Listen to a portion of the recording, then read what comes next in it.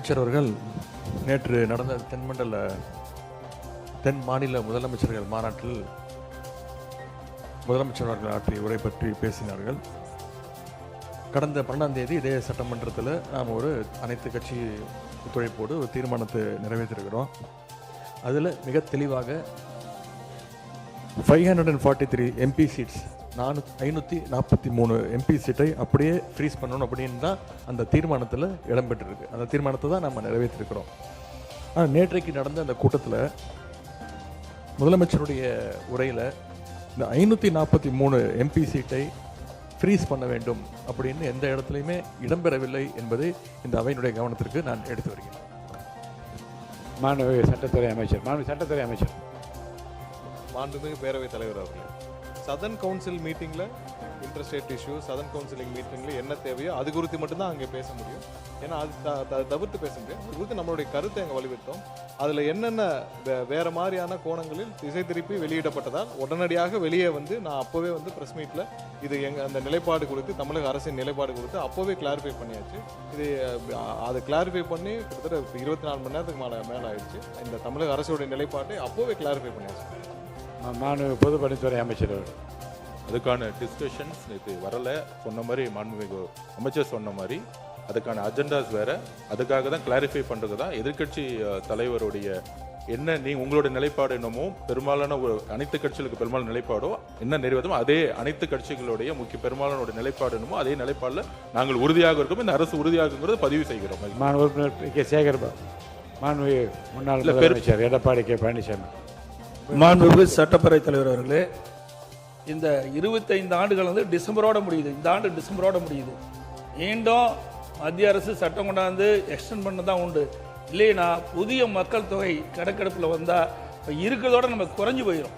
இருக்கிற நாடாளுமன்ற உறுப்பினர் 39னா இப்போ இருக்கிற மக்கள் தொகை கணக்கெடுத்தால் குறைஞ்சி போயிடும். அதனால தான் மத்திய அரசாங்கம் இந்த தொகுதி மறுவரைக்கு பல கட்சியோடு பேச்சுவார்த்தை நடத்திட்டு இருக்கிறாங்க. அந்த அடிப்படையில் 1971 மக்கள் தொகை கணக்கெடுப்பில் எடுக்குவதற்கு மத்திய அரசு முயற்சி செய்து கொண்டு பொதுப்பணித்துறை அமைச்சர் இல்லை அதை ஒத்துக்கிறோம். டிசம்பர் முடிஞ்சிச்சுன்னா உடனடியாக வந்து அதுக்கான சட்டம் இருக்குன்னு அந்த சட்டம் வந்து இந்திரா காந்தி அம்மையார் அவர்களும் சரி பிஜேபியோடைய பிரைம் மினிஸ்டராக இருந்த வாஜ்பாய் அவர்களுமே ஒரு சட்டத்தை கொண்டு வந்து 25 வருஷம் எக்ஸ்டென்ஷன் பண்ணாங்க. அதுதான் வந்து அனைத்து நம் தமிழ்நாடு அரசும் வலியுறுத்துங்கிறத நாங்கள் இங்கே பதிவு பண்ணுறோம். உறுதியாக அனைத்து மாநிலங்களும் வலியுறுத்தும் பொழுது ஒன்றிய அரசு செவிசாய்க்குங்கிற நம்பிக்கை இருக்குங்கிறத நாங்கள் பதிவு பண்ணுறோம். மாண்புமிகு எதிர்கட்சி தலைவர் பேரவைத் தலைவர்களே, இந்த டீலிமிட்டேஷன் விஷயத்தில் நாங்கள் தொடர்ந்து எங்களுடைய ஸ்டாண்டை நாங்கள் மீண்டும் இங்கே பதிய வைக்க விரும்புகின்றேன்.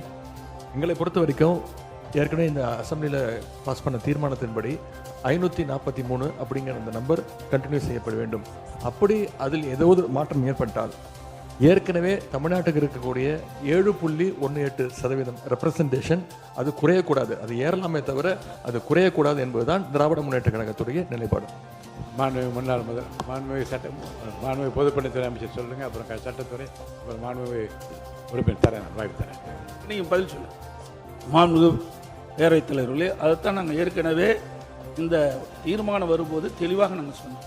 இப்பொழுது 543 நாடாளுமன்ற மொத்தமாக இருக்கிறாங்க. அதில் தமிழ்நாட்டுக்கு வீதாச்சாரப்படி 7.18 இருக்குது. அதே போல் தொகுதி மறையறை வருகின்ற பொழுதும் தமிழகத்திற்கு 7.18 வீதாச்சாரப்படி இருக்க வேண்டும் என்பதுதான் அனைத்து இந்திய அண்ணா திராவிட நிலைப்பாடு. மாண்புமிகு பொதுப்பணித்துறை அமைச்சர். இல்லை, இந்த பேரவைத் தலைவர்களே, இந்த டீலிமிட்டேஷனை பற்றி ஒரு 2 நிமிஷம் நான் பேசினோம். திமுகவோட நிலைப்பாடு மாறுற மாதிரி இருக்கு.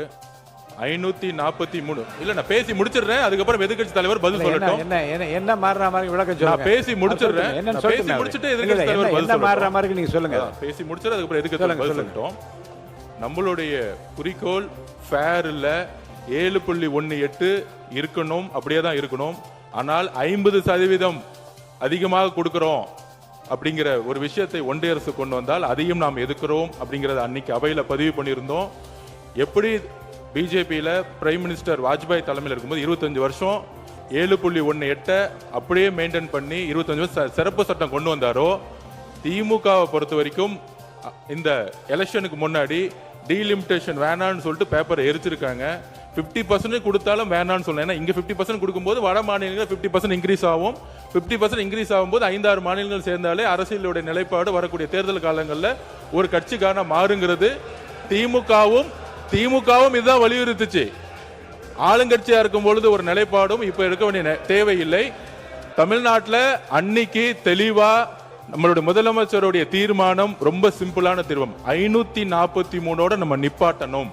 திமுகவுடைய எம்பிகள் திமுகவுடைய எம்பிகளா நம்ம பார்க்க கூடாது. காங்கிரஸோட எம்பிகள், கம்யூனிஸ்டோட எம்பிகள், விசிகோட எம்பிகள் எல்லாமே மக்கள் தேர்ந்தெடுக்கப்பட்டது. மாநில சுயாட்சியை யார் வலியுறுத்தினாங்க அவங்கள தான் பாராளுமன்ற உறுப்பினர் தேர்ந்தெடுத்திருக்காங்க. அப்ப தமிழ்நாட்டு மக்களுக்கு ஒரு பிரச்சனை வரும் பொழுது 50% உங்களுக்கு அதிகமான எம்பி கொடுக்குறோங்கிறது இது வரைக்கும் தமிழ்நாடு மக்கள்கிட்ட எந்த விதமான கோரிக்கை வந்ததே கிடையாது. திமுகவும் அந்த கோரிக்கை வச்சது கிடையாது.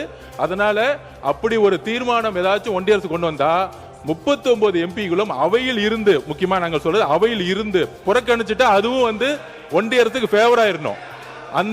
அந்த புதிய 50% இன்க்ரீஸ் பண்ணாலுமே தமிழ்நாட்டுக்கு செய்யக்கூடிய துரோகம் தான் அதுங்கிறத நாங்கள் பதிவு பண்ணிக்கிறோம்.